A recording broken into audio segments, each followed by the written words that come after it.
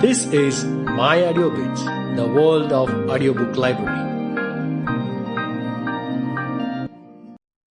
This is myAudioBits, a novel, The Dark Lord, written by Nihar Sharma, narrated by Ambreesh. His Highness. There was a massive fire in hell. This wasn't normal. Both the soldiers and the gatekeepers were now angry with one another. The reason was simple. It was because of the cave that runs through the secret door, which if opened, will enable the gods to walk freely and kill them all. They were worried about the Dark Lord who had gone into a deep slumber. They had to protect their own lord. Demosus, a big, pig-faced giant who was the protector of the gate of the cave and the right hand and most trusted creature of the Dark Lord. It was a time to fear for deaths that are already dead. Existence will not prevail in both worlds. This alarming atmosphere has engulfed every corner of the netherworld. Rats that used to live in both the worlds have started running out of them. They had sensed death, but who was it that was coming to kill them? The only god who wanted to kill these creatures and souls was the son of the King of Gods. He felt a sense fun in suppressing all those rats down there and in capturing all the three worlds.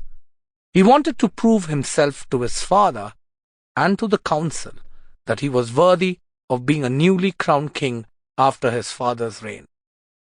But his single step towards the world of the Dark Lord could ruin his very existence. Most of the time, the Lord of all gods, the king himself, worried about his son. He was a god, but in the netherworld, he would possess the same power and skills as a normal human being. His Highness never listened to anyone, which meant creating problems for both him and the gods. For his protection, the king had deployed several heaven guards. There was no doubt that he was a brave warrior, but before the Dark Lord, he would be a child. This was also well known to him, but he wanted to go there and play his luck. He used to be extremely clever in theories of war. The king had underestimated his capabilities, as he always treated him like a small child, but now the child god had all grown up. He already deployed a rat there for the purpose of spying. The rats could run into other world, as they were the saviors to the natives of the netherworld.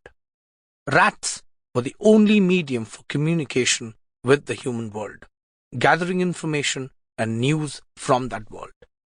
The Dark Lord allowed rats to commute seamlessly. Sometimes he too traveled to the human world on rats. There was a small path, a connection between both worlds, and it was being used by the Dark Lord on most occasions. This small path was nothing but a rat hole beneath the oldest banyan tree, where people worship in the hope that their wishes would come true. For the same purpose, they also used to tie sacred threads around the tree. His Highness used to notice these things. The banyan tree was considered to be a half-god on earth, but was never treated well by the fellow gods. So the prince went there one day with a thread to tie around its trunk. The tree sensed his Highness. "My lord, you need not have come here. You could have ordered me to appear in front of you," spoke the tree. His Highness laughed.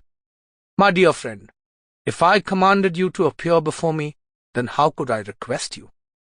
"Yes, my lord, command as you deem fit. The slave is at your feet," said the tree. His Highness had nothing to do at this time other than to smile. He responded by placing a flower on the big root on the periphery of the outside of the banyan tree. "I need the key to unlock the secret door to netherworld. I give you tonight to think and reply," and he left. The banyan tree was obliged. After all, the god himself offered him a flower. It was the happiest moment of his life. The banyan tree got a tad upset with the condition in the request made by the son of the King of Gods. It was the Dark Lord who used to fulfill the wishes of needy people who come here. Sample complete. Ready to continue?